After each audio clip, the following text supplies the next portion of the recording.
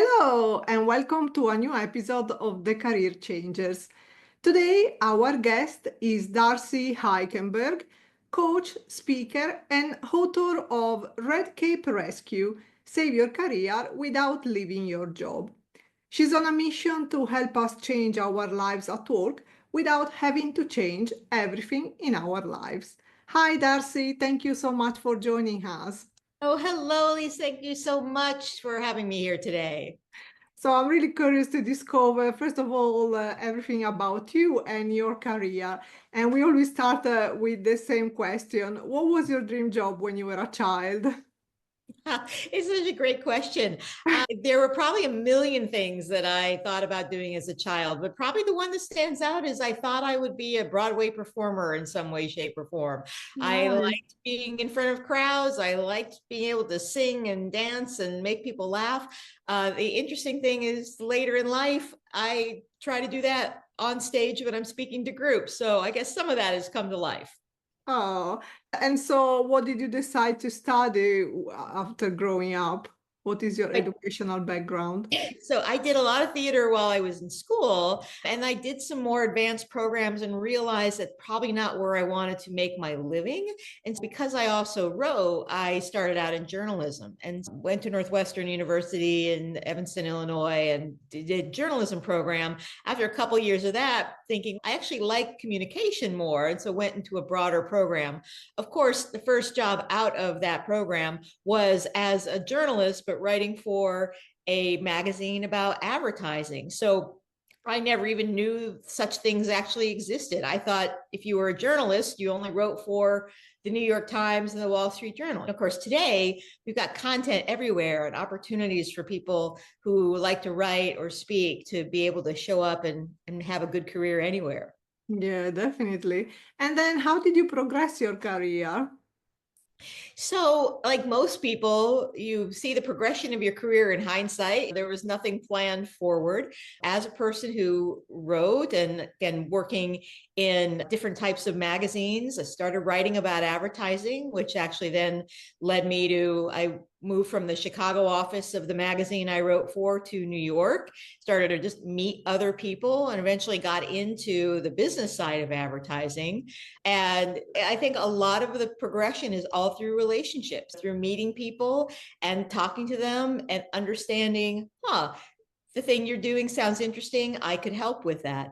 And so over time, that led me into a consulting environment where I worked for a company that is now part of Aon, a company called Hewitt Associates, and became a communication consultant, working with lots of Fortune 50 clients on communication strategy as they managed a lot of change. So that led me to eventually growing in that career. And about 15 years after that, deciding I would go out and do some coaching and work on my own. And that had been a long time coming of just doing a lot of that work at the organization and deciding it was time to try it on my own. So that's some of my career progression at the high level. Mhm. And did you have a specific moment, a turning point where you decided to found the Red Cape Revolution? I think the goal for my organization really came out of recognizing when I came to a point, I was at a company that was great on paper, right? I had a great job. I worked with great people. I was paid. It was a great environment. And I came to the point one day where I was asking, what's next for me? And the answer wasn't obvious. And at certain points in your career, every few years, the answer is obvious. Oh, grow to this next level. Oh, take on this next assignment. Oh, move to this other part of the organization. But I had grown enough where the next step up wasn't a step that I thought would be a fit for me, that looked like what I wanted to take. So I had to turn inward and say, what's next for me? That's when I actually hired my first career coach, which I had never heard of what that was. I didn't know anybody. The industry was not as prominent and popular as it is today.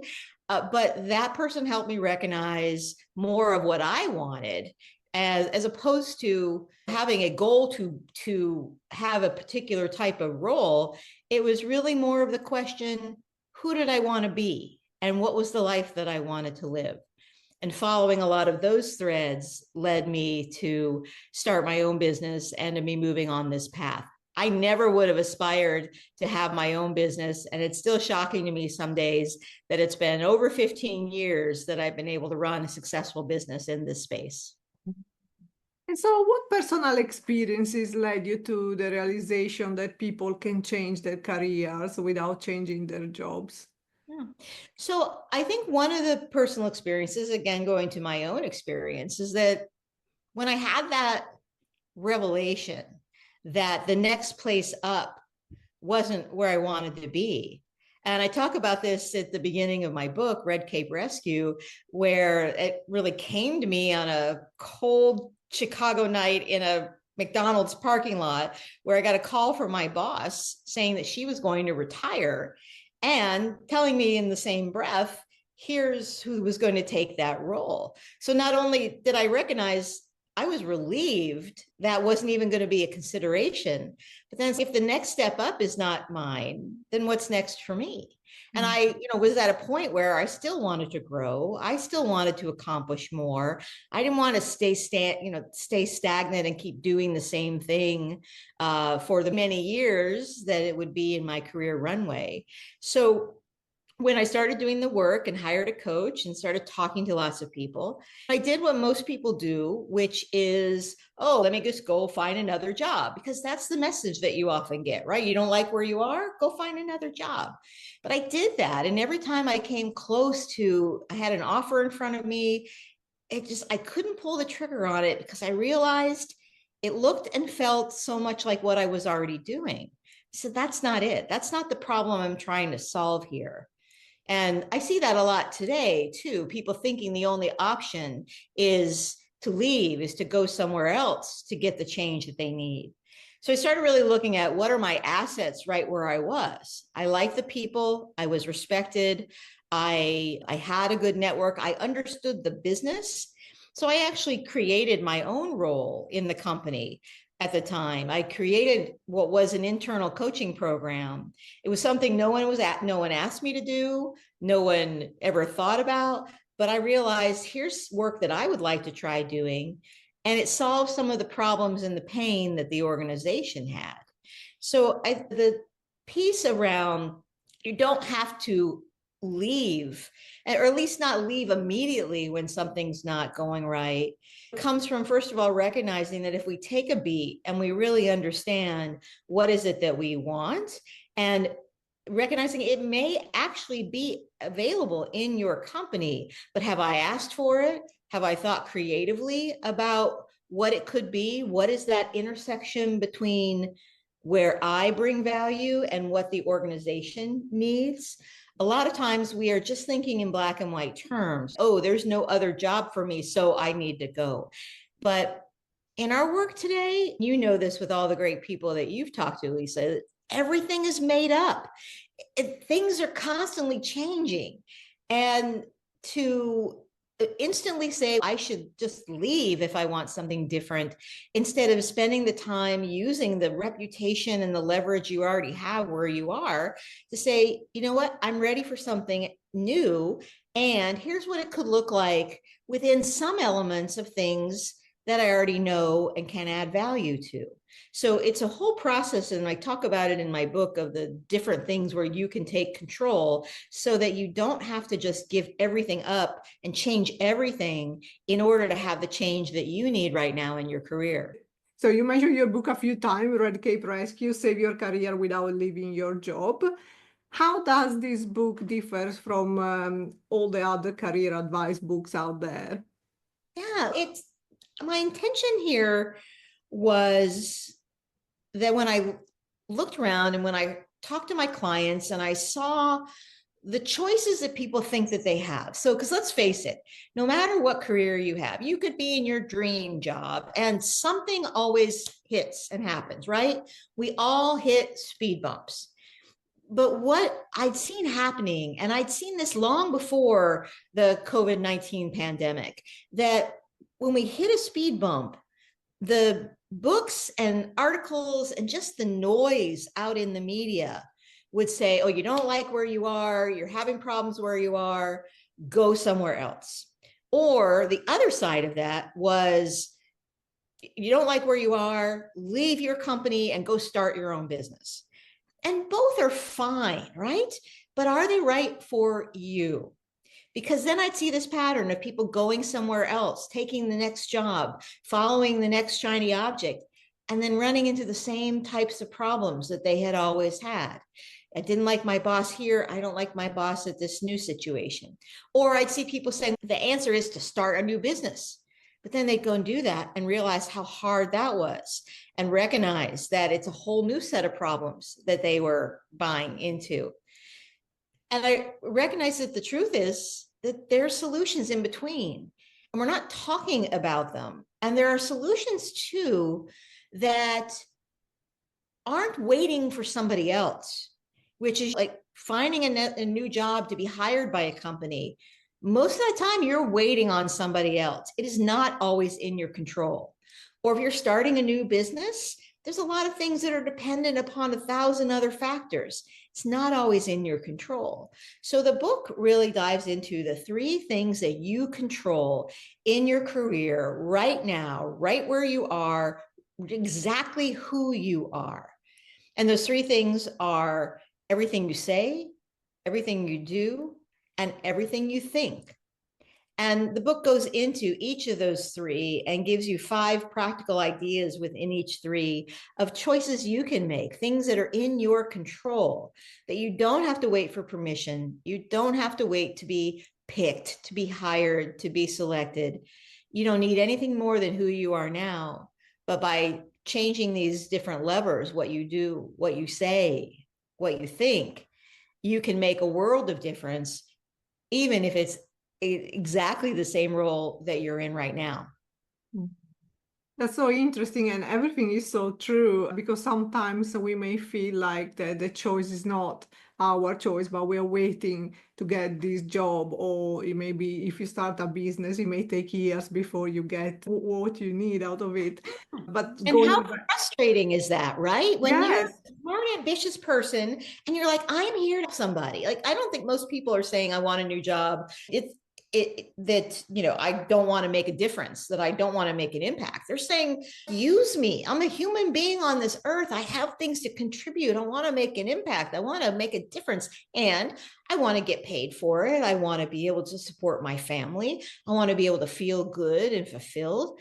So pushing your control on everybody else, saying, oh, I can't do that because what that does is put you in victim mode. And look at any story that you would ever read or watch on film, the victim never grows, right? The victim doesn't succeed. And the victim is the person who never really gets what they need. So how do you change out of being in victim mode is that you take control. You're like, okay, what do I have control of? I don't have control of whether the company that I'd love to work for is actually having a good financial year or not, and is going to open up some more jobs in my area. I don't have control over that. But do I have control over meeting some people, seeking out people to meet in that company or in that field? Do I have control over learning more about that part of my profession or their business? Those things, when we can take action on something, when we can feel like we're in control, we end up feeling better about everything that we're doing. And it can just really shift the power back to you, as opposed to you feeling like you're helpless and you're never going to find the new career that you love. So in your experience, what are some of the most common career challenges that people face, and how can they begin to address them without leaving their job? You've been mentioning a few things, but if we can pinpoint 1 or 2. Yeah, I think one is we're not clear on what we want.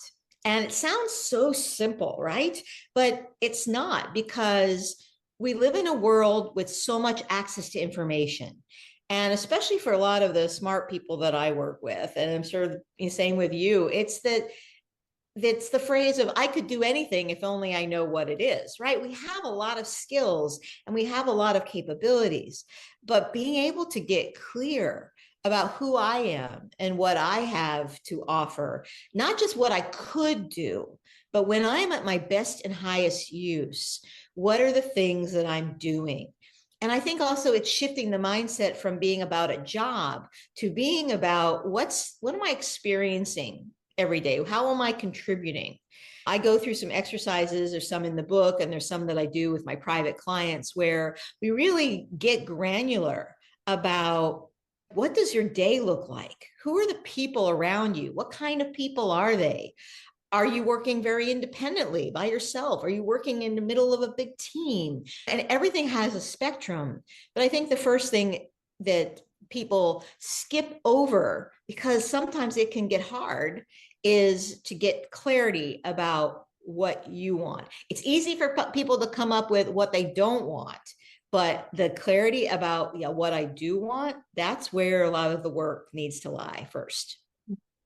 And also, I think sometimes is then to find the right opportunity, because you say, okay, you may not need to leave your job, but how do you, at the end, how do you make people listen to you, whether it's in your company, or how do you present yourself that you want to do a certain project? Yeah. So the mistake that people make is they maybe look at an internal job board, or maybe they look at their company's public job board. They say there are no other roles for me. But the truth is, most work, all work at one point or another, every job was made up. And there are more and more things today, even in big structured companies, where jobs, roles, opportunities are being just made up because it's the right person solving the right problem at the right time. For you, to your question about like, how do you seek out an opportunity? They all happen through people and starting to have the conversations. And I think the conversation doesn't have to be, do you have a job for me? Because that's an easy shutdown, right? No, I don't know how to solve that. The question, the conversation is, I'm thinking about what's next for me. I see some opportunities here to be able to do this kind of thing or that thing, or I'm thinking about what's next for me. I notice that you're involved in the finance department more. I would love to hear about you and what you're seeing in our company or what you're seeing in your career. Because when the mistake we often make in any kind of job search, even if we're decided that we need to go and look externally, is that we feel like we're trying to sell as opposed to serve. Mm-hmm. So if we can switch our mindset first to serving, not selling, we get to stay in the question a little longer, right? We get to be curious. And when we're curious, when we know what we want, when we're clear on that, and then we start getting curious about others' experience and what they're seeing, we can often find where that intersection is and be able to find things where we can say, oh, really? That's been a problem in your department? I could help with that. Should we have a conversation about what that could look like? And being able to build the path towards some of these opportunities, because it's not always going to be obvious. And it's not always going to be coming from your manager or your leader of figuring out things for you. You've got to do the work to figure it out in the same way that you would work externally, but at least internally, you are a known quantity. You are being very clear about your needs. Hey, I'm thinking about what's next. I need to be able to work with bigger teams, or I'm looking to grow, or I'm looking to be able to increase my value so that I make more money. It all comes down to how are we helping other people connect with other people and other people to see that we might be available to help a problem that they are already experiencing that they wouldn't have thought someone had a solution for. And I like when you say we need to go back to think how we can serve, because once we start thinking that way, we can only do something we're really passionate about. Yeah, the idea of coming at any kind of career shift, career change from a mindset of service, not selling, does two things. One, it allows us more, it gives us our own permission to put ourselves out there. Because if I had a gift that would help you, like, I'm being selfish if I don't tell you about it. If you have this problem and I don't offer you this gift that could help you, then woe on me, right? And then both of us struggle. But if I have a gift and I'm telling you about it and you're like, oh, that's nice, but it's not for me, that's great. At least now we know. It's not insulting to me. It's not insulting to you. When we go on it from selling, like, oh, yeah, Haley, can you really use me? I need a new job. I really need this opportunity. You feel awkward if you can't help, because that's just how we're built as humans. I might feel less than or put down because you can't help, but you may not know how to help. So coming at it from serving does a couple of things. It makes it okay for both sides of any kind of relationship to either accept it or say, hey, it's just not the right fit. And it also keeps you in motion, because if you're holding back, you're waiting to be invited, you're waiting to be called in, you're waiting for someone to tap you on the shoulder and say, hey, we need you here, then you're sitting on your gifts and you're not helping anybody. Mm-hmm. So visibility equals viability. When we are more visible, when we're reaching out, when we're connecting, this is why networking is so important in any kind of career change. And it's networking to find out more about them and what's going on in their eyes, less about, can I tell you about me and can I sell myself to you? That can turn people off. But the service mindset says, I've got gifts to give. I've got things where I can be of help. And that's my objective. Mm-hmm. And this conversation overall, it makes me think of how much untapped potential there is, especially in the corporate world sometimes, that people, yes, they have jobs, but they want to do more, or they want to use other skills they have.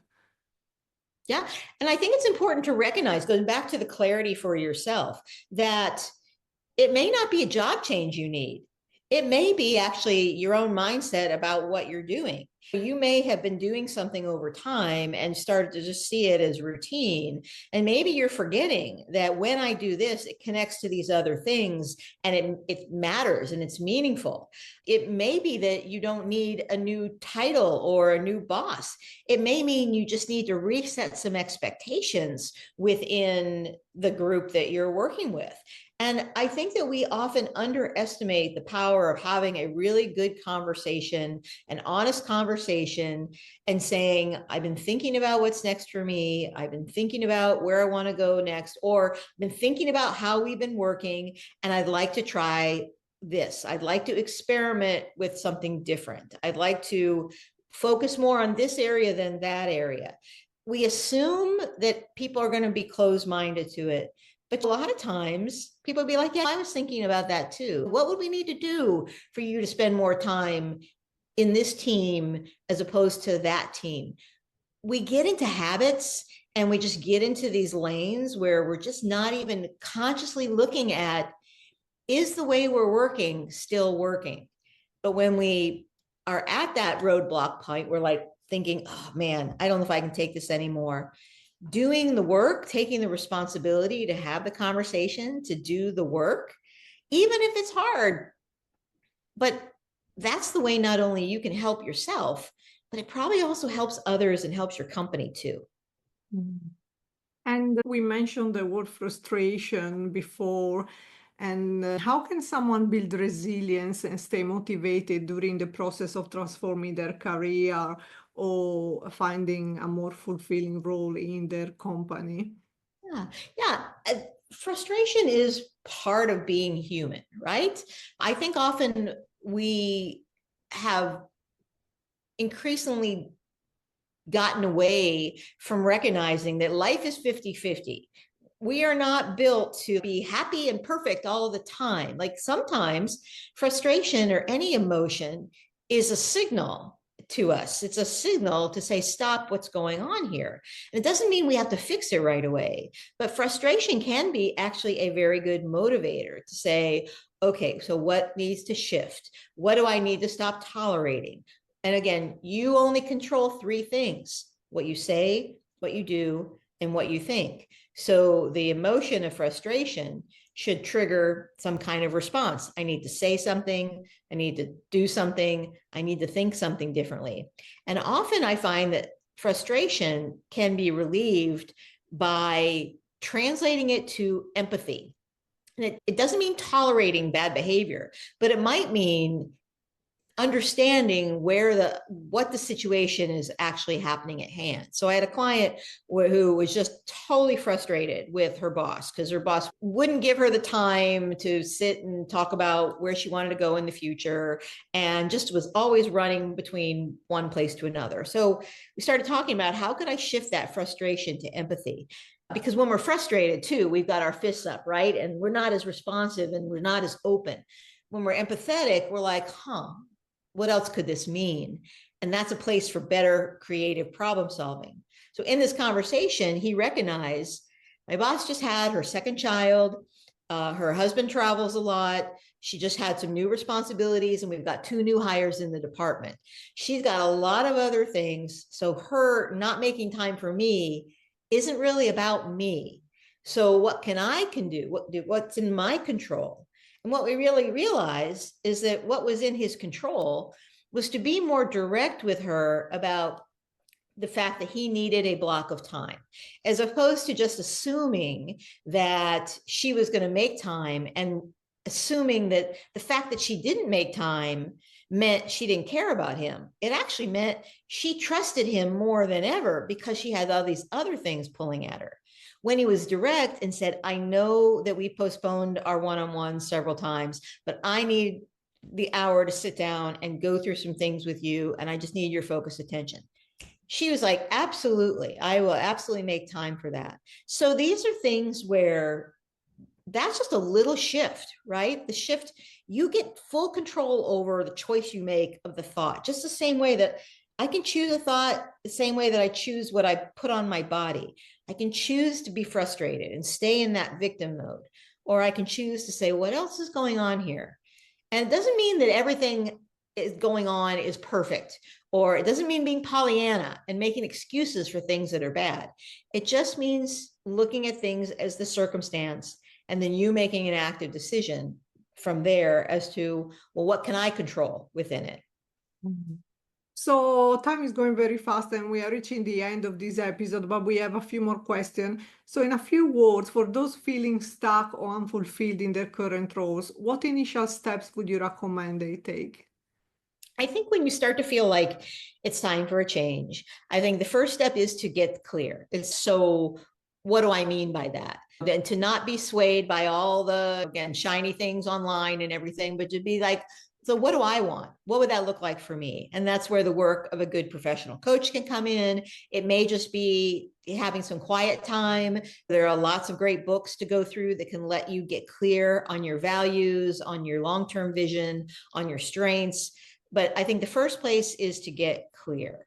And then once you're clear, then I think you ask yourself, what might be possible right where I am, just as I am? I don't have to go back to school. I don't have to go through a whole crazy job search, because the mistake people make is, oh, then I should update my resume. Now, you may never even need to update your resume. It's like, what's in your control? So get clear and then look around and say, what's right in front of me right now that I'm not considering?